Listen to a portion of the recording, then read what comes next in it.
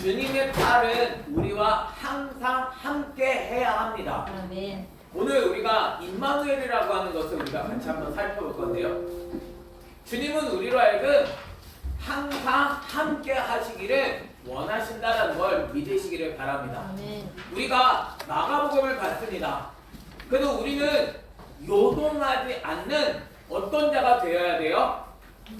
믿는 자가 되어야 한다는 것을 우리가 같이 살펴보았습니다.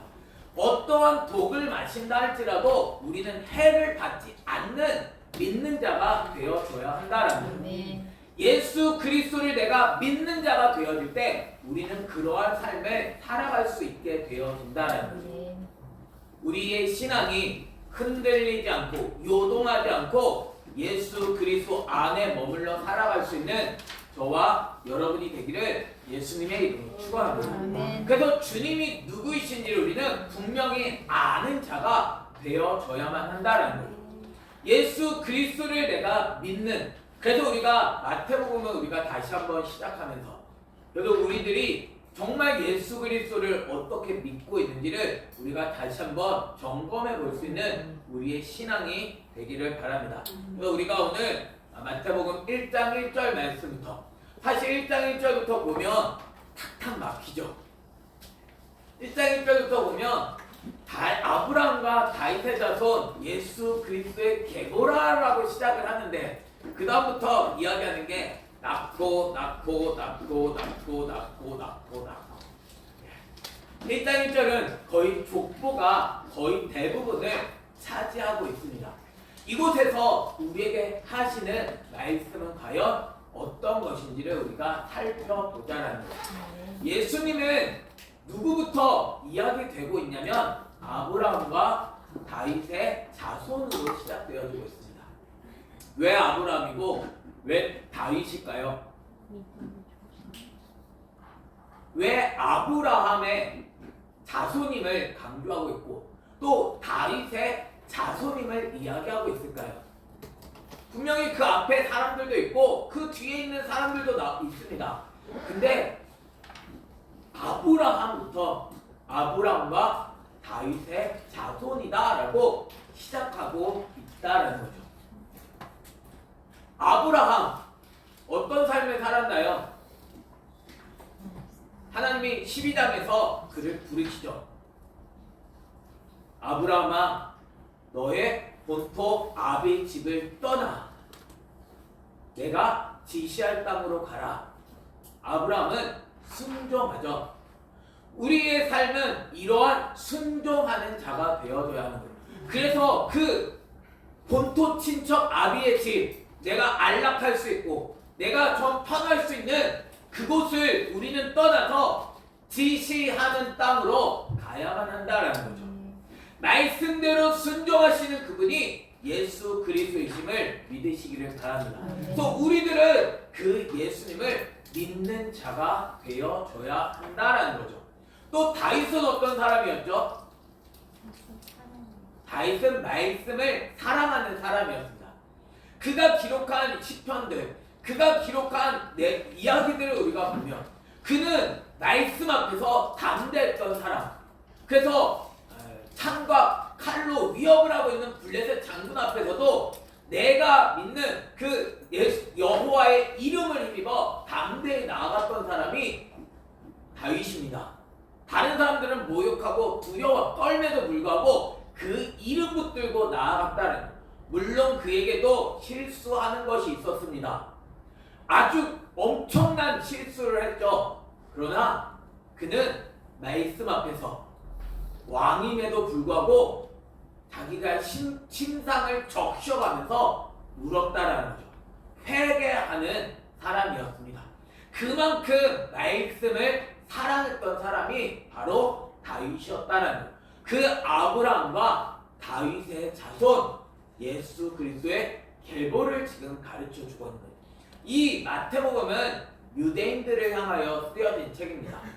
마가복음은 믿지 않는 사람들을 향하여 쓰여져서 그 기초가 무엇인지를 가르쳐주고 있다면 지금 믿고 있다라고 여기고 있는 유대인들을 향하여서 지금 말씀을 기록하는 것이 마태복음이다라는 거죠. 또 내가 진짜 믿고 있는 자인지 우리는 점검해 봐야 하는 거죠. 마태복음을 통해서 나는 어떠한 신앙을 갖고 있는지, 난 정말 아브라함과 같은 신앙, 난 다윗과 같은 신앙을 가지고 있는지, 난 정말 예수 그리스도를 믿고 있는지를 우리는 점검해 봐야 한다라는 거죠. 그래서 아브라함은 누구를 낳아요? 이삭을 낳죠. 이삭은 자기의 힘이 있음에도 불구하고 자기가 배양하지 않습니다. 이삭이 나무찜을 지고 갔거든요. 자기를 제단을 드리려고 하는데 그것을 알지 못하는 이 이삭이 나무찜을 짊어지고 갑니다. 아브라함보다 힘이 세요. 근데 아브라함이 그를 묶을 때, 결박할 때 대항하지 않습니다. 온전히 순종했다는 거죠. 우리들의 삶은 이러한 순종을 갖는 자가 되어줘야 하는 거죠. 왜 이스마엘은 아니고, 왜 아브라함의 7명의 아들들이 또 있는데도 그두라의 자손들이 있잖아요. 그럼에도 불구하고 왜 이삭인가요? 아브라함의 다른 자녀들도 많이 있지만 오직 이삭을 통하여서 하나님의 계보는 흘러가고 있다라는 사실을 우리에게 가르쳐 주고 있는 거예요. 또 이삭은 야곱을 낳게 되었습니다. 야곱이 장자가 아님을 우리는 알고 있습니다. 왜 야곱이죠? 왜 에서가 아닐까요? 에서도 하나님의 백성이잖아요. 근데 에서는 하나님을 버리는 사람이죠. 언약을 하찮게 여기는, 주님의 말씀을 경홀히 여기는 그 사람을 하나님은 택하지 않았다라는 사실을 우리에게 가르쳐 주고 있는 거죠. 난 정말 말씀을 사랑하는 사람이냐라는 거죠.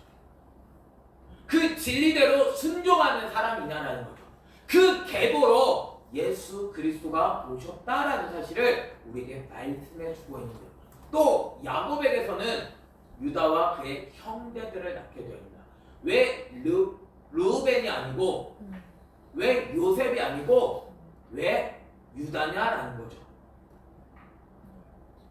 자기를 담보하였던 유다, 그를 통하여서 예수 그리스도는 오신다라는 사실을 우리에게 보여주고 있는 것입니다.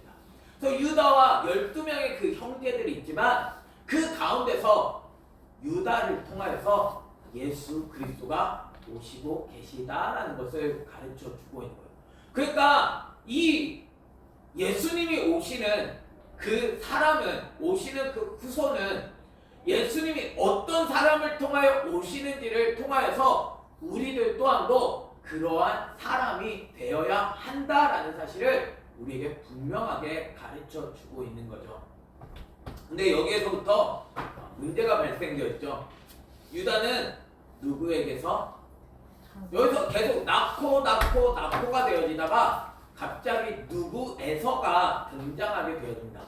이 다말이라고 하는 사람이 들어오죠. 다말은 어떤 사람인가요? 다말은 가나안 여인입니다. 가나안 여인, 자기의 며느리입니다. 유다의 며느리. 근데 첫째가 죽어버리죠. 하나님의 말씀대로 살지 않고 악함으로 인하여 그를 죽입니다. 둘째가 형의 상속자가 될 것을 알고 악을 행하죠. 그래서 그도 역시 죽어버린다라는 거죠. 그래서 셋째에게 줘야 되는데 셋째도 죽을까봐 아까워해가지고 주지 않으니까 다말이 시아버지를 속이며 시아버지에게 들어가서 씨를 갖게 되어진 거예요. 그래서 베레스와 세라를 낳게 되어집니다. 베레스가 형인가요? 세라가 형인가요? 세라가 형이죠. 손이 먼저 나왔다가 홍색 실을 묶어놓고 손이 들어갔고 그 다음에 나온 사람이 베레스입니다. 왜 베레스죠?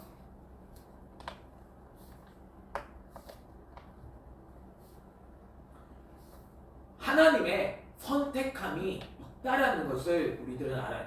첫째라고 되어지는 게 아니고 내가 정말 주님이 어떤 분이신지를 알아갈 수 있는, 그래서 나중된 자를 주님은 오히려 택하시며 하나님의 나라를 이루어 가시고 계시다라는 것. 그래서 베레스를 낳게 되어지고, 베레스는 헤스론을 낳고 헤스론은 람을 낳고, 람은 아미나답을 낳고 아미나답은 나손을 낳고 나손은 살몬을 낳게 돼요. 그런 계보가 흘러가면서 여기에 또다시 누구에게서가 등장하게 되었습니다. 살몬은 누구에게서? 라합에게서. 라합은 누군가요? 여리고의 기생 라합이죠. 지금 가나안 사람이잖아요. 역시 가나안 사람인데 이 가나안 사람 라합에게서 라합이 여기에 뛰어 들어오고 있음을 우리에게 보여주고 있는 거예요. 지금 유대인이잖아요. 유대인들이 받는 충격은 어떨까요? 우리는 정통 유대인이야. 우리는 다른 피가 섞여지지 않는, 우리는 정말 온전한 혈통이야 라고 주장하는 유대인들에게, 아니 너희들에게 이방족 속의 피가 섞여 있어 라는 사실을 드러내 보여주고 있는 거죠. 너희들이 괜찮다고 하지만 아브라함도 어디에서부터 왔어?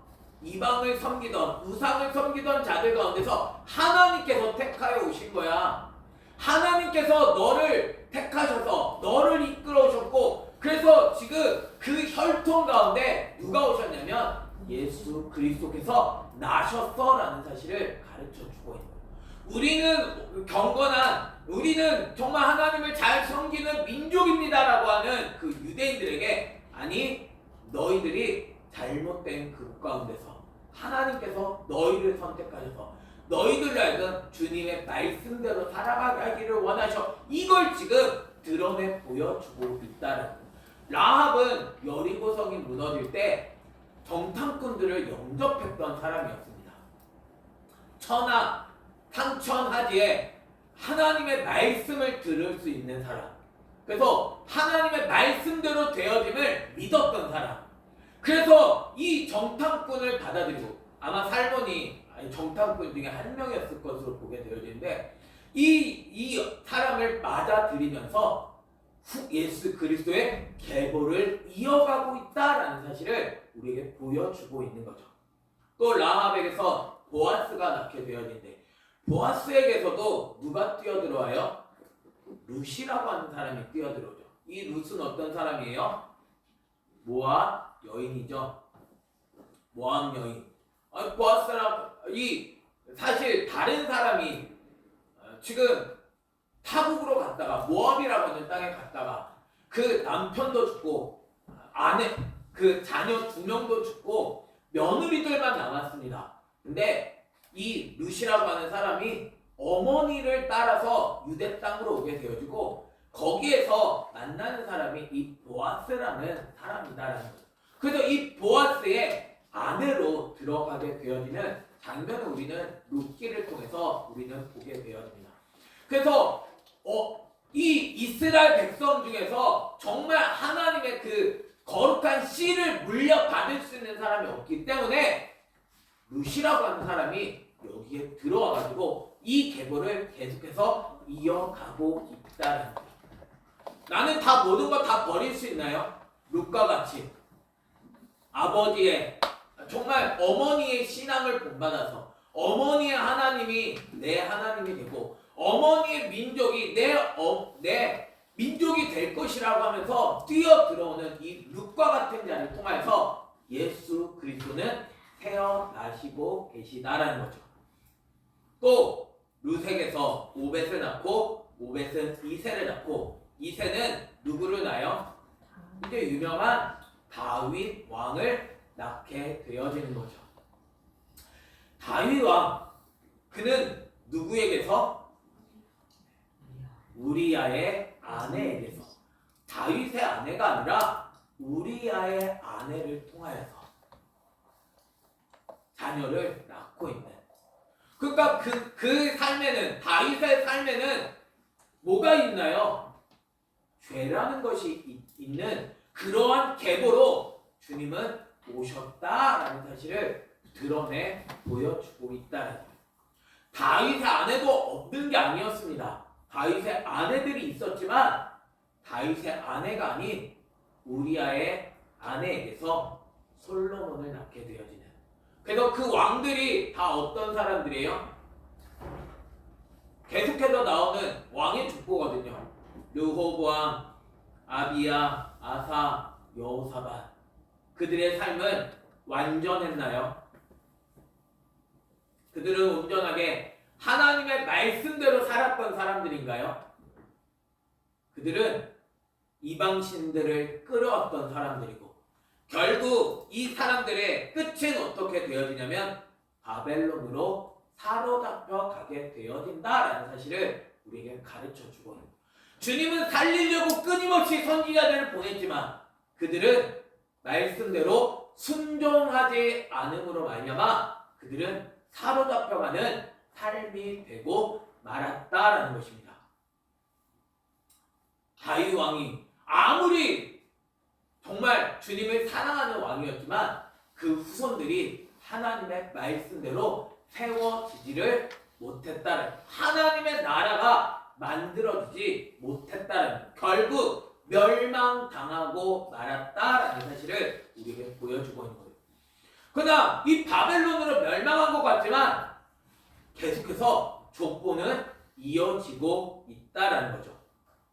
바벨론으로 사로잡혀간 후에도 여고냐는 스알디엘을 낳고 스알디엘은 수룹바벨을 낳으면서 수룹바벨을 통하여 다시 귀환하게 되어지죠. 다시 예루살렘으로 올라오게 되어지죠. 그래서 회복하는 그런 과정들을 지금 드러내 보여주고 있는 것입니다.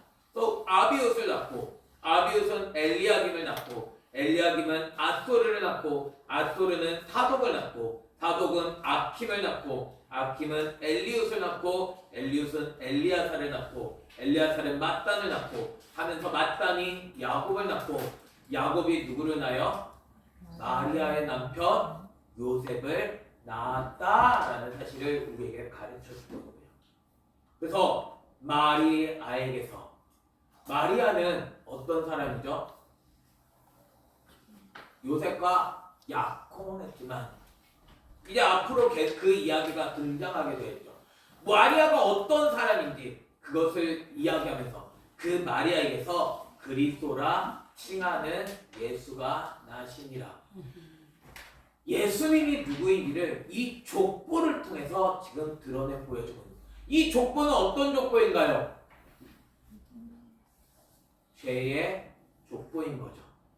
죄 가운데 지금 누가 뛰어들어오고 계시냐면 예수 그리스도께서 뛰어들어오고 계시다는 거예요. 그런데 모든 개수가 아브라함부터 다윗까지 말씀으로 좀 세워지는 것 같았는데 다윗부터 바벨론으로 사로잡혀갈 때까지 다 무너지게 되어지고 다시 회복되어지는 그 과정. 그래서 맨 마지막에 누가 나오냐면 예수 그리스도가 우리를 회복하실 것임을 우리에게 드러내 보여주는 족보가 바로 아브라함과 다윗의 족보다라는 거죠. 그래서 예수 그리스도의 나심은 이러하니라.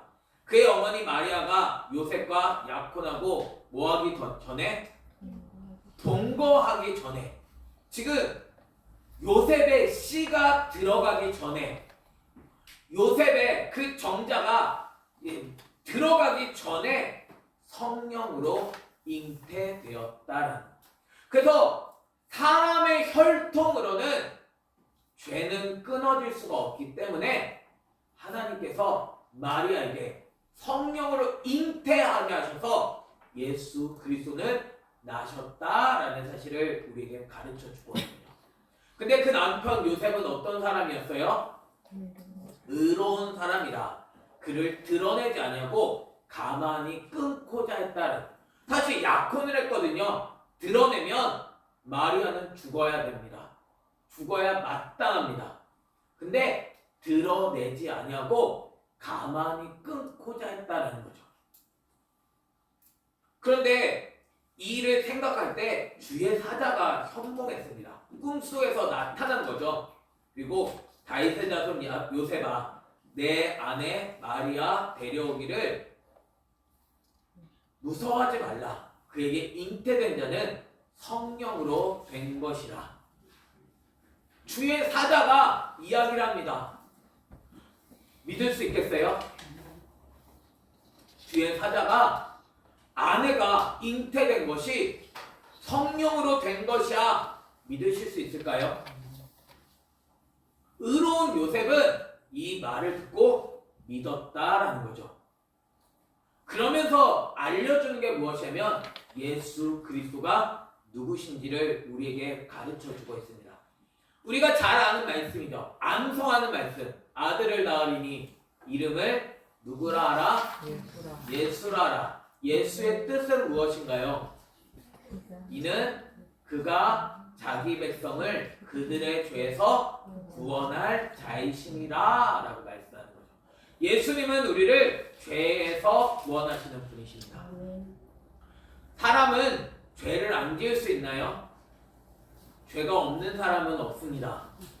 그래도 우리가 죄인임을 우리는 날마다 고백하는 자가 돼요. 그래서 우리가 어떤 죄를 지었는지를 우리가 알고 그 죄에서부터 구원받는 자가 되어져야 하는 것입니다.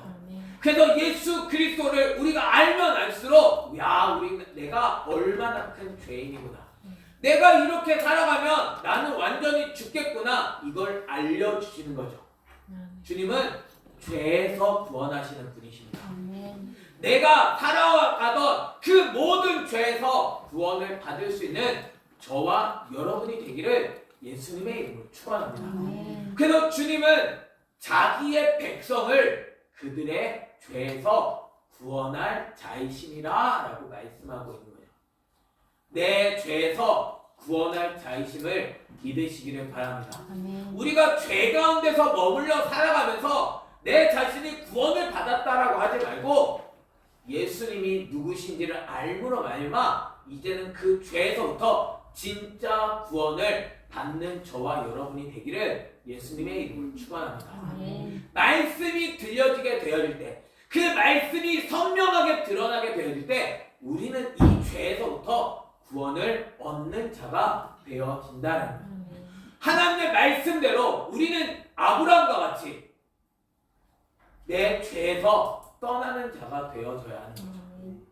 여전히 죄악을 즐기면서 살아가는 것이 아니라 말씀을 사랑했던 다윗과 같이 우리의 죄악을 내가 끊어버릴 수 있는 자가 되어져야만 한다는 거죠. 주님은 그래서 이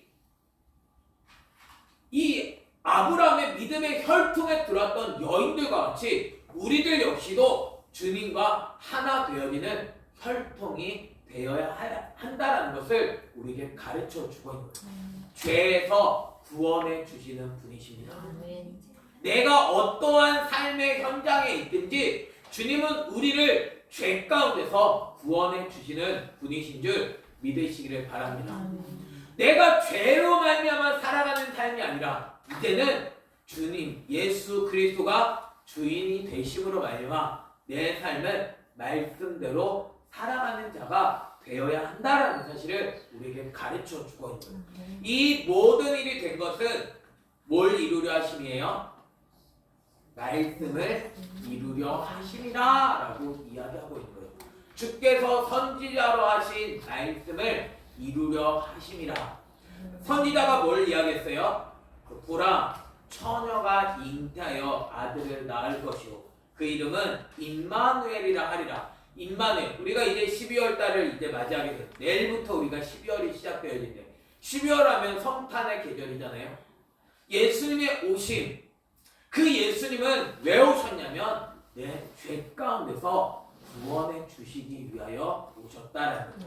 근데 이게 예언되어져 있는데 우리가 그래서 임마누엘을 우리가 자주 얘기하는데 임마누엘이라는 뜻이 뭔가요? 이를 번역한즉 하나님이 우리와 함께 계시다 함이라. 주님은 우리와 함께 계시기 위하여 오셨습니다. 주님과 함께하며 죄를 지을 수 있나요? 말씀과 함께하며 죄를 지을 수 없는 것입니다. 내가 죄를 짓고 있다면 여전히 나는 주와 함께하고 있지 않는다. 그래서 말씀이 자꾸 나에게 가르쳐줘서 내 죄를 끊어버릴 수 있는 저와 여러분이 되기를 예수님의 이름으로 축원합니다. 예수 그리스도도 우리에게 끊임없이 내 죄를 알려주십니다. 그래서 우리로 그 죄 가운데서 구원 얻게 하시는 분이십니다. 그래서 날마다 주님 앞으로 우리는 나아가야 하는 거예요. 우리의 삶이 주님에게서 멀어지는 것이 아니라 내 삶이 죄 가운데서 살아가서 주님과 함께하지 못하는 삶이 아니라 주님과 함께할 수 있는 저와 여러분이 되기를 예수님의 이름으로 축원합니다. 날마다 주님과 동행하는 것은 무엇이냐면 내가 예수님의 생각만 한다고 동행하는 것이 아니다라는 거예요. 내 삶에 말씀이 끊임없이 들려져야 하고 그 말씀대로 내가 순종하며 살아가는 것이 동행하는 삶이다라는 거예요. 그래서 날마다 주님의 명령을 들을 수 있는 저와 여러분이 되기를 예수님의 이름으로 축원합니다. 내 생각이 주님의 말씀인 것처럼 생각하고 내 삶이 주님이 날마다 함께 하신다고 착각하며 살아가지 말고 우리가 해야 할 것은 주님의 말씀을 듣는 자가 되어져야 한다는 거예요. 그래서 우리가 하는 것처럼 묵상을 해야 내가 말씀을 들을 수 있는 거죠. 말씀을 내가 정확하게 들어야 합니다. 내가 원하는 대로 생각하는 것 말고 주님이 뭘 말씀하고 계시느냐라는 거예요. 이 말씀은 우리에게 뭐를 명령하고 계시느냐라는 거예요. 이 말씀이 나에게 가르쳐요. 그래서 예수 그리스도가 누구이신지를 발견하면서 내 안에 있는 죄악을 끊어버리는 것이 내가 주님과 동행하는 삶이다라는 거죠. 말씀이 들려지지 않으면 그냥 내가 원하는 거 기도하면서 살아간다고 그게 동행하는 것이 아니다라는 거죠. 내가 그냥 원하는 거 그냥 글로 기록한다고 그게 동행하는 게 아니라는 거죠. 내가 주님과 동행하려면 주님의 말씀을 듣고 주님이 명령하시는 대로 사는 자가 되어져야 한다는 거예요. 주님이 말씀하셔도 열심히 내가 듣지 않으면서 난 주님이 함께 하셔라고 하면 그 사람은 거짓말하는 사람인 거죠. 주님과 동행할 수 있는 저와 여러분이 되기를 예수님의 이름으로 축원합니다. 날마다 그래서 예수 그리스도를 발견하며 내 삶은 말씀대로 사는 자가 되어져야 한다는 거죠. 주님을 믿는 자는 그래서 예수 그리스도를 믿는 자는 어떠한 삶을 살아가냐면 요셉과 같은 삶을 살아갑니다. 요셉이 잠에서 깨어 일어나 주의 사자의 무엇대로 분부대로 행하여 그의 아내를 데려오는 거죠. 우리의 삶은 분부대로 살아가야 합니다. 주님은 나에게 무엇을 말씀하고 계시나요? 매일매일 나는 그 말씀을 듣고 있나요? 말씀을 난 듣지만 여전히 잊어버리고 내 마음대로 살아가는 것은 아닌가요? 주님은 죄에서 구원해 주시기 원하십니다. 말씀이 아니면 예수님이 아니면 우리를 구원해 주실 수 있는 분은 없으십니다. 그래서 날마다 이 말씀을 듣는 자가 되어져야만 한다는 거죠. 내 생각을 고집하지 말고 예수님을 믿을 수 있는 저와 여러분이 되기를 예수님의 이름으로 축원합니다. 주님은 오늘도 우리를 구원하시는 분이십니다. 날마다 우리는 구원을 이루어가는 자가 되어져야만 합니다.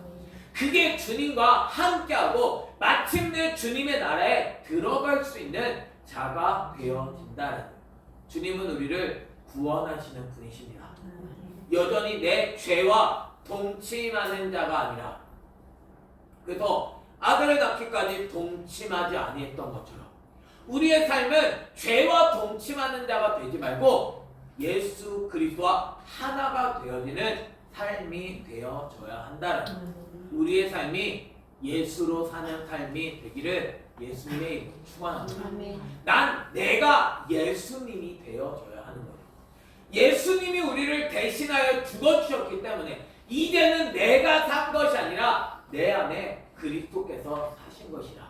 이제는 내가 주님과 함께하여 주님의 뜻을 따라 말씀대로 살아내는 자가 되어져야만 한다는 거예요. 주님의 말씀에 귀를 기울이는 저와 여러분이 되기를 예수님의 이름으로 축원합니다. 주님은 우리를 구원하시는 분이십니다. 여전히 죄 가운데서 살아가고 있지 않나요? 내 삶이 죄를 끊고 싶은 게 하나님의 백성입니다. 죄를 견딜 수 없는 게 하나님의 백성입니다. 하나님의 백성을 그래서 죄 가운데서 구원하신다는 거예요. 말씀을 들려주심을 통하여, 그래서 우리로 하여금 그 말씀대로 순종할 수 있게 하심을 통하여 우리들이 정말 죄에서 구원받는 자가 되게 하신다는 거예요.